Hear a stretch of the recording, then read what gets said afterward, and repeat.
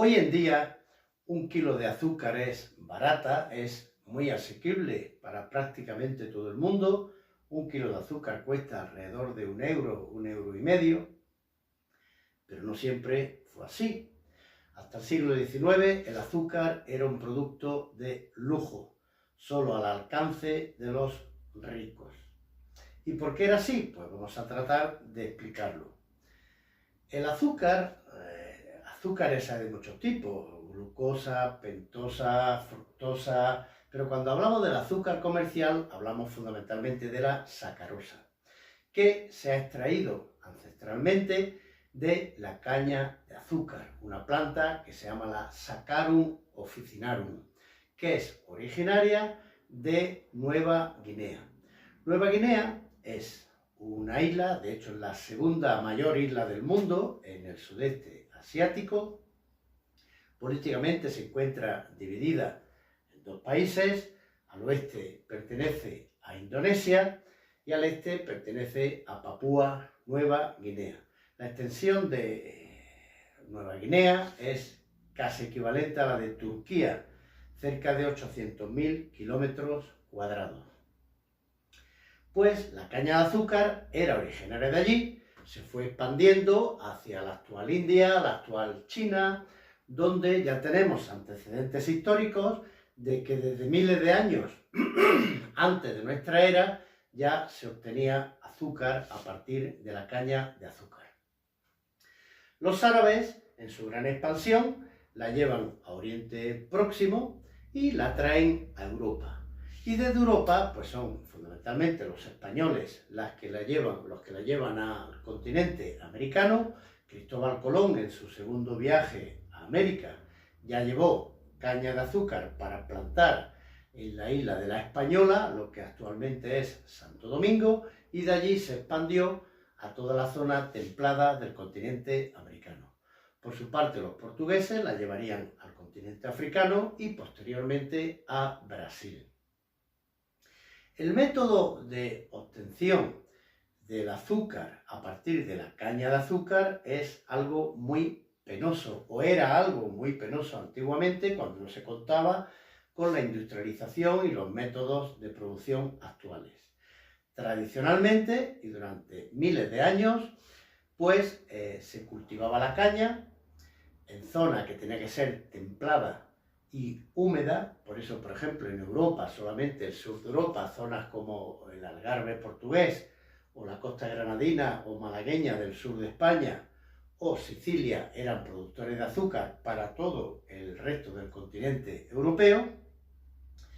Pues se plantaba la caña de azúcar en esos humedales, había muchos mosquitos, mucha gente trabajadora pues moría de paludismo, de dengue, de fiebre amarilla. Y todavía en el sur de España hay una frase popular en Motril, provincia de Granada, que dicen: es más duro que trabajar en la caña. O sea, aquello era realmente muy penoso. Después de cosechada la caña de azúcar, pues se llevaba unos rodillos que normalmente eran movidos por tracción animal, por caballerías, y esos rodillos, pues claro, no se podían parar instantáneamente. Si un trabajador se quedaba un brazo entre los haces de cañas y entraba dentro del rodillo, pues había siempre unas hachas para cortar el brazo del trabajador, porque aquello no se podía parar y había peligro de que el trabajador fuese engullido totalmente por los rodillos. Después, una vez obtenido el jugo de la caña de azúcar, se pasaba a unos grandes calderos de cobre donde se calentaba para concentrar el jugo de la caña. Otra tarea muy peligrosa, porque aquello a alta temperatura, un líquido muy espeso, muy concentrado, de vez en cuando saltaban raciones del producto que, si caía encima de un trabajador, lo quemaba y le producía unas heridas realmente graves. Una vez obtenida la melaza de la caña, que era concentrar el jugo en esos calderos, pues unos alfareros hacían unos conos en barro cocido que se llenaban con la melaza y se dejaban en forma vertical que cristalizara de forma natural durante algunos meses. No todos cristalizaban, pero la mayoría de ellos sí, y finalmente con unos martillos se rompía esa cerámica que era de un solo uso y se obtenía lo que se llamaba el pan de azúcar, un cono más o menos de esta altura, que era de base más ancha y que se transportaba en los barcos a los diversos mercados, pues de todo el mundo, porque tenía que venir sí o sí de zonas cálidas, de zonas templadas. Claro, todo ese proceso era costosísimo. En las despensas de la actual Alemania, de la actual Inglaterra, de la actual Francia, en las despensas de Madrid, de Lisboa, pues solamente los ricos podían comprar pan de azúcar que guardaban en sus despensas para elaborar postres. Los pobres, ¿cómo se nutrían de azúcar? Pues se nutrían con las frutas, fundamentalmente, con los vinos dulces. Hay todavía una frase que dice: quien tiene una higuera tiene un tesoro y tiene muchos amigos, porque la higuera era prácticamente la forma natural de que los pobres tomasen el azúcar que necesitaban para vivir. Un cuento, una canción infantil, dice: soñé que era rey y que de pronto quiso un pastel. Claro, esa canción no la entienden nuestros hijos y nuestros nietos de hoy en día. Un pastel es algo tan asequible, tan barato, que no se explica cómo era algo propio de un rey poder tomar un pastel. Pero hasta el siglo XIX, desgraciadamente, era así. ¿Qué pasó? ¿Cuál fue el gran cambio, la gran revolución que hizo posible que los pobres tomasen azúcar? Pues ya en el siglo XVII, perdón, en el siglo XVIII, en Prusia, pues ya empezaron a hacer experimentos y un señor llamado Marggraf, Andreas Marggraf, así como otro llamado Franz Acar, pues lograron hacer ya una producción primitiva de azúcar obtenida de la remolacha azucarera.